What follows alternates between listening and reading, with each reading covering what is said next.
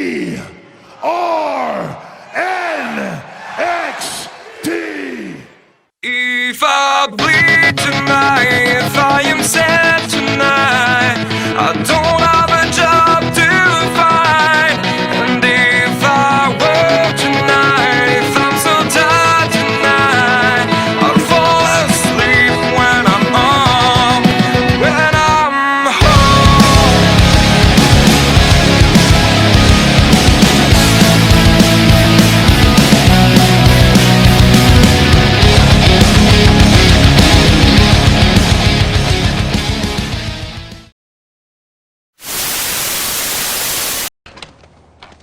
Whoa, how come it's all quiet and stuff?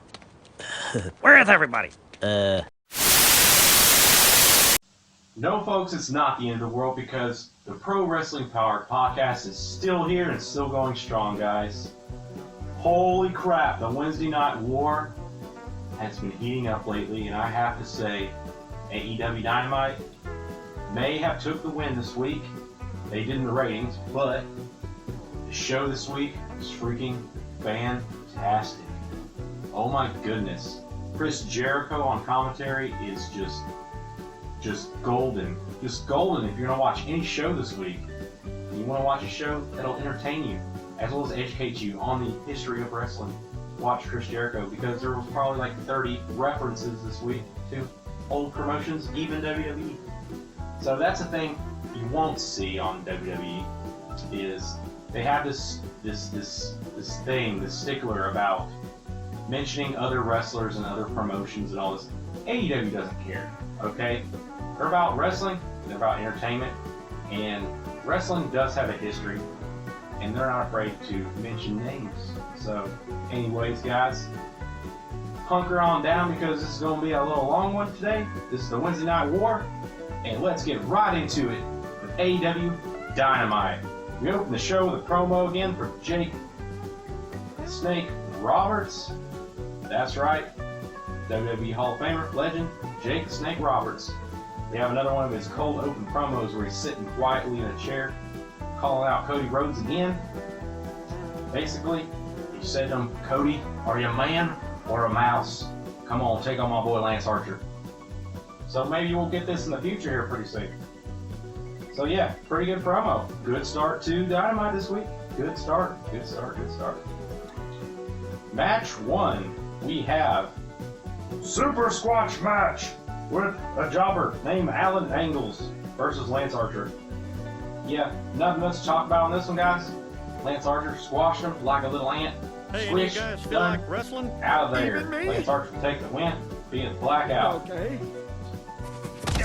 So, moving on quickly here, we go into match number 2 with Britt Baker versus Hikaru Shida. Another excellent match. This was the first time that I saw Britt Baker that I was actually impressed by her moveset and her skill in the square circle. That's right, Britt Baker DMD, finally Retro Joe is respecting one of your matches. Because you earned it this week. You know why you earned it? Because you took on Hikaru Shida, and she is awesome. She is awesome to me, and she's awesome in the ring. She's probably one of the best workers for women's wrestling and AEW. So, notes on this match.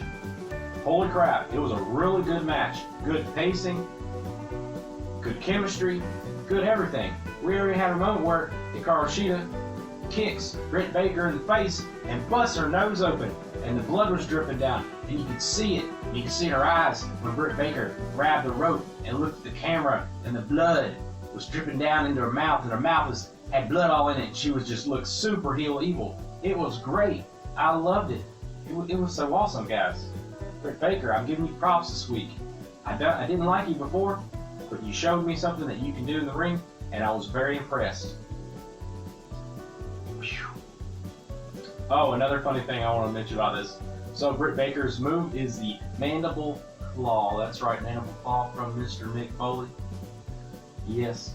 But since we're doing social distancing and trying to be safe, she asked the ref for a glove right as she was about to do it. Because, you know, germs, blood, all this. She didn't want to make her competitor Hikaru Shida sick or anything. So good for you, Britt Baker. I know you're a dentist and you practice hygienic standards. So, but this caused you to lose the match because the time it took you to try to get this glove on caused Hikaru Shida to get that victory. You took too long. You had her in the hole and you took too long, and Hikaru Shida will win with a running knee strike. Just great. It's a great night, guys. Super good. Super good matches. Then we move on to a Jack Hagar Mox promo. This is just a standard. This is not really a. This is a standard thing. Not bad. It was good. It was just Mox and Hagar. You know, Hagar doing his MMA thing, showing all the stuff he's been through and all. You know how he's undefeated in MMA. And Mox saying, "Boy, you catch me in a dark alley. That's going to be it for you." Yeah. Nothing special, but it wasn't bad neither. It was enjoyable to watch. It's a good setup promo because next week we're going to have a championship match on Dynamite with Mox versus Jack Hagar. I said Jack again. It's Jake. I keep doing this every week. I don't know why I can't. It's that Jack Swagger in me. That Jack Swagger. He wants to say Jack Swagger, but it ain't Jack Swagger no more. Come on. It's Jake Hagar. Get it through your head, Retro Joe. You're saying it wrong. He's not in WWE no more. He's actually better than AEW. Anyways. Yeah. Anyways. Match number 3 of the Best Friends versus Kenny Omega and Michael Nakazawa. Yes, sir. Mr. Baby Oil himself. I don't care for the oil gimmick. I think it's dangerous. But even though he did use it in the match, I thought it was a little silly. But it was a great match. Another good match. Match 3 was a great match. There was one kind of gross part though. He has this move called the I don't know, the Venom Stop. It's called the Venom Stop. Anyways, Michael Nakazawa, he somehow takes off his underwear underneath his trunks and tries to do like a mandible claw type thing.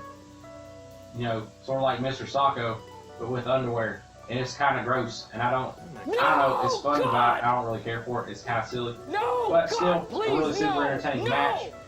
The Best Friends will take the victory on this one because they are super best friends. Then we get a promo outside with Brody Lee, the Exalted One, talking to his cronies, saying opportunity awaits, and you cannot wait for anything to stop you from your climb to the top, because I'm the Exalted One. Vince McMahon. Yeah, another one of these Vince McMahon things. Good promo. Nothing really to say about it. It was really short. He was just talking with cronies again and the whole Vince McMahonism. I liked it. It's alright. Then, yes, we get a promo by Damascus Matt Hardy. I love this. I'm so happy he's over here in AEW. So awesome, guys. So basically, he's challenging Chris Jericho, the whole of the ass. Yeah, this show's not for kids. Sometimes they say bad stuff.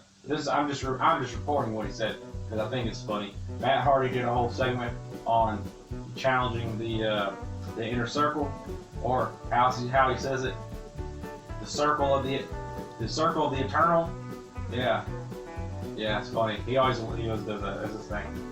But anyways, I guess sometime coming up, he's challenged him to an elite deletion match on the Hardy compound. House Hardy. I don't know. I don't know why it doesn't say House Hardy, because I guess maybe it's trademarked by WWE. It's calling it the Hardy compound. But anyways, moving on, we go to match number 4. Squash match alert. Yes, Lee Johnson versus the Exalted One, Brody Lee. Yes. Nothing much to say. It was like not even a minute. It was a super squash match. You had a couple moments where Brody Lee got out of the ring and was looking at Marco Stunt like he was a snack. And he was hungry because he's the Exalted One. He's going to eat him up like Matt Hardy. Yeah. Just a squash match. Nothing to say. Nothing special. Lee Johnson was also on Dark this last week. So yeah, that's the second time I saw Lee Johnson. Match number 5, the final match of AEW Dynamite. In this excellent edition of Dynamite, where Chris Jericho just nails it all the way through with Tony Schiavone. Anyways, yeah, I loved it the whole time he was down Cody, but also putting him up. That's the thing about Chris Jericho. All these matches, even if they were bad, they weren't bad. None of them were bad, but even if they were bad, he could put them over because he's not afraid to say whatever he wants to. He could call them, he could say the match sucks and make fun of it, and we would love the match somehow. Chris Jericho has his ability to put his hands and voice on anything to make it go over, and that is the power of the GOAT. That is why, Chris Jericho, you are our MVP this week for Dynamite. Match number 5 was the first round of the TNT Championship Tournament. That's right, there's a new TV Championship belt coming out, the TNT Championship, and this was the first round. They call it the quarterfinals. Shawn Spears versus Cody. Yes. Excellent final match. It was good paced.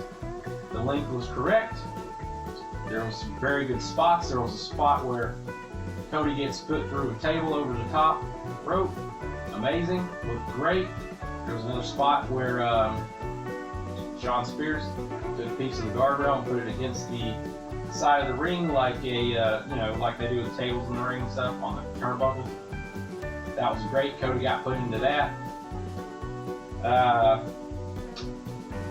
Finish I haven't seen in a long time. Well, I don't know, a long time. I've seen it as a submission, but I haven't really seen it as the way it was done. So basically, Cody hit 2 crossroads, and then he put Shawn Spears in the figure 4 into a pin, and he got the pin. It was great. I haven't seen that. So maybe this is the second opportunity for Cody Rhodes to get back into that championship mindset where he can finally get a belt, because y'all know before he has no chance to win the AEW Championship, which I think is a good thing because it's helped run the company. He doesn't need to win it. But with the whole Jericho thing, they had the match where he can't challenge no more for it if he lost, and he did lose. So this is his second opportunity to win a championship belt for this new company. Anyways, that's all I got to say about it this week. It was a great, fantastic Dynamite, and I hope y'all go check it out. And I'm going to turn y'all over to Wildcat Parsons over across the nation, actually across several continents, because we're so far apart, but we still bring these shows to you every single week. 3 to 4 times a week you get shows from us. So thank you for watching, like and subscribe, and I'm going to turn you over to Wildcat Parsons now for NXT. See you next time, and remember to keep it retro. Hey everybody, Wildcat Parsons coming at you with this week's review of NXT. There were a couple of matches in it.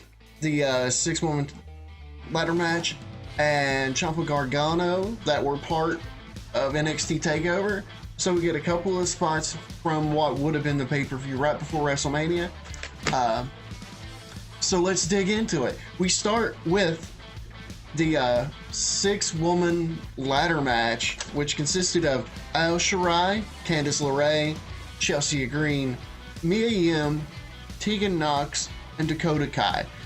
And it was great. It showcased the depth of this division for sure.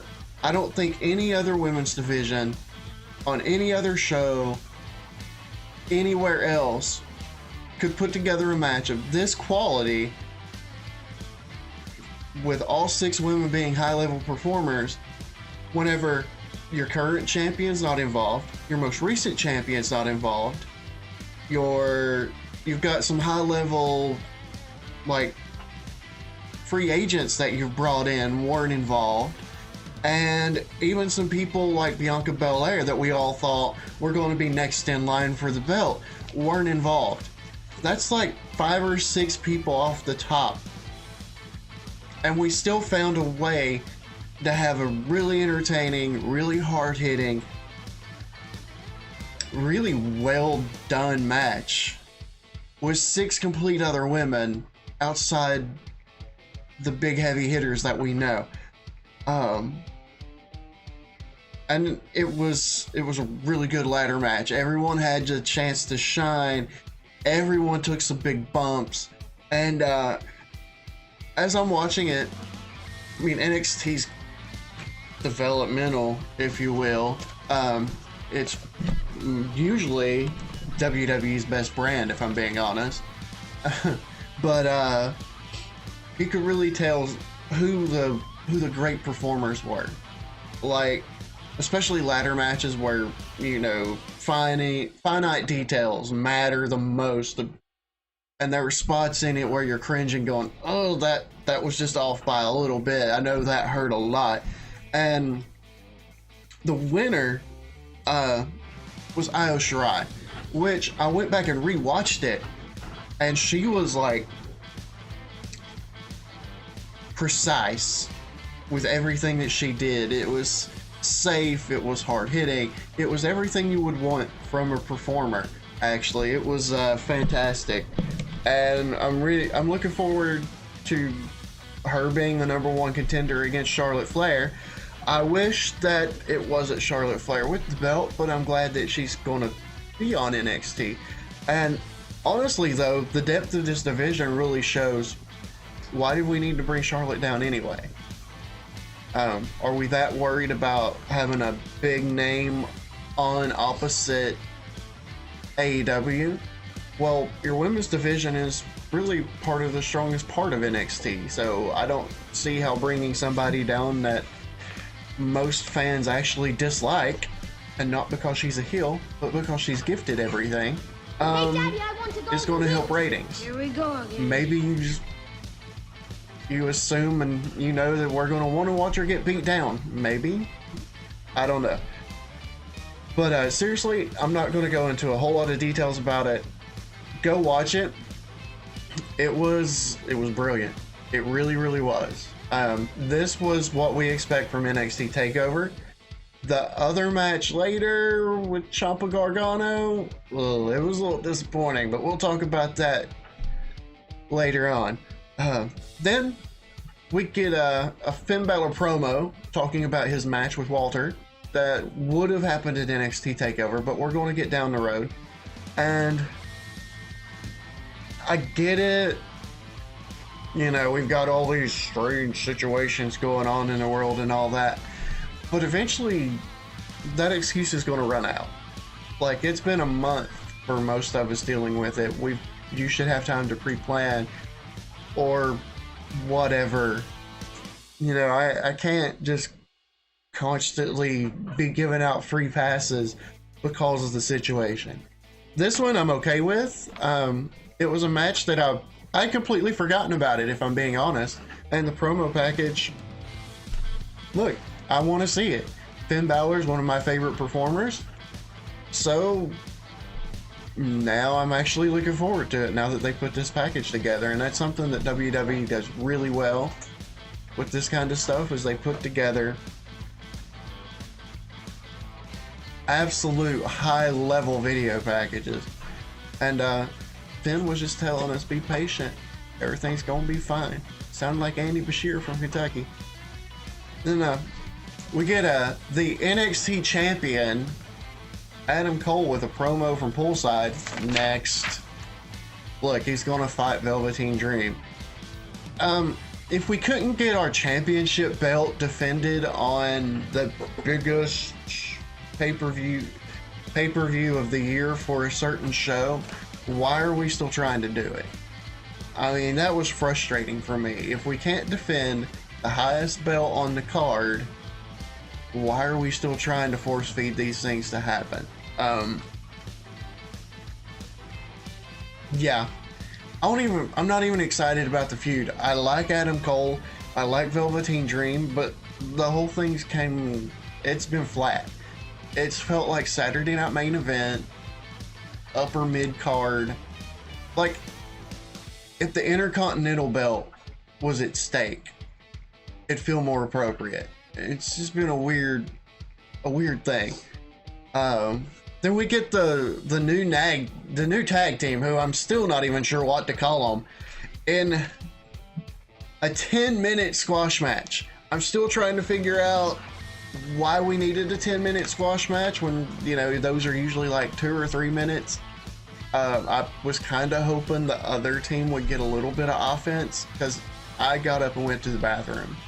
I get it. There's a paint by numbers way to make a new big, tough, rough and tumble tag team get over. From the beginning of time, the Road Warriors, Demolition, the Steiner Brothers, AOP, there's ways that you get these big bruiser tag teams over, and they're doing it very paint by number. But 10 minutes? Man, seriously, 10-minute squash. It was just brutal. Speaking of brutal, we get to the end of the show. The cinematic style match. Those have been all well done and beautiful so far. The two that we've seen. The Firefly Funhouse and then the Boneyard match with Styles and Taker. And this was neither. Which is disappointing because it's Ciampa Gargano 35. The feud that has more sequels than Rocky. Look, I love both of these guys. They're both high-level performers. Their promos have been really good of late. Like, there was a promo a couple of weeks ago that really made me want to watch this. And we got 45 minutes of just completely rehashing every bit of the entire feud that they've done through their entire career. And it didn't help that the commentator was like, "Hey guys, did you know that Ciampa's got a bad neck?" Huh. You're right, commentator. I seem to have forgotten he was out of action for at least 9 months. Having neck surgery. Thank you for reminding me. And it was just, they insulted the intelligence of the audience. And I thought, that's what made the other matches better. Even Edge and Orton, they didn't come out and be like, "Hey, Edge retired for 9 years because his neck was hurt." No, they trusted the fans to remember this and react accordingly. And, there's this concept of allowing the action in the ring to tell the story. And they didn't follow it very well. It was just... Candice LeRae came out and did some things at the end. That made it a little interesting. I'm glad they found something for her to do. But the worst part about it is Johnny Gargano was the heel. And the heel won. So feuds don't usually end with the heel winning. Especially these kind of feuds, like, the whole blood feud and Gargano turning on his friend Ciampa. Those feuds, they end with the good guy winning. So this tells me that we're going to get, the next version. We're going to get Ciampa Gargano 36. Maybe Stallone will come and referee. Who knows? Anyway, I hope you guys enjoyed what I had to say about it. Not necessarily this match. It was 45 minutes, too. Come on. Edge and Orton, they told a great story for that long. These guys just rehashed their entire feud. If I wanted to see this, I could have went to old pay-per-views and watched all the older stuff.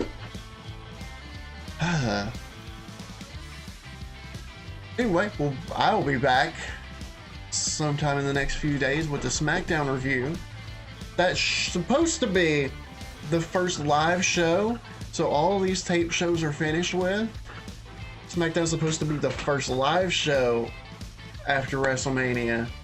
So here's hoping that these empty arena shows improve, because it's starting to look rough for the WWE side. Anyway, look, please like, subscribe, leave a comment down there. Tell me if you like something I didn't like, or if you noticed something I didn't. Greatly appreciate you guys. God bless.